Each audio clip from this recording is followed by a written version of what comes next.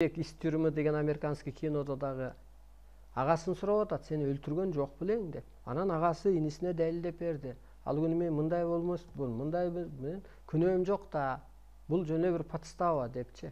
Анан ошо невиновный агасын бир адамды куткарам деп не деген түйшүккө түштү.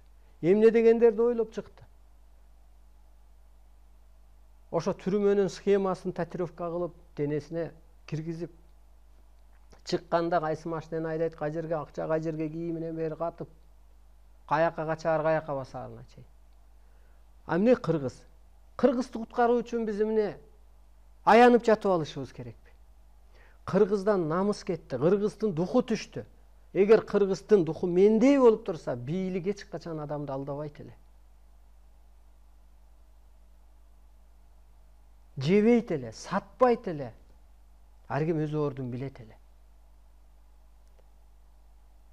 Бүгүнкү күндө ыраазымын мен кыргыздын ойгонуп келатканына.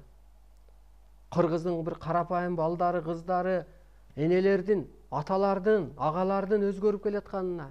Өспүрүм балдар, мектептин балдары азыр сырдашып калат ушу биздерге чалып, могу эфирдеги телефондорго чалып, сурап, улуулукка кантип калыптанса болот, кайсы күнү эфириңер болот деп, таасири тийип атат деп.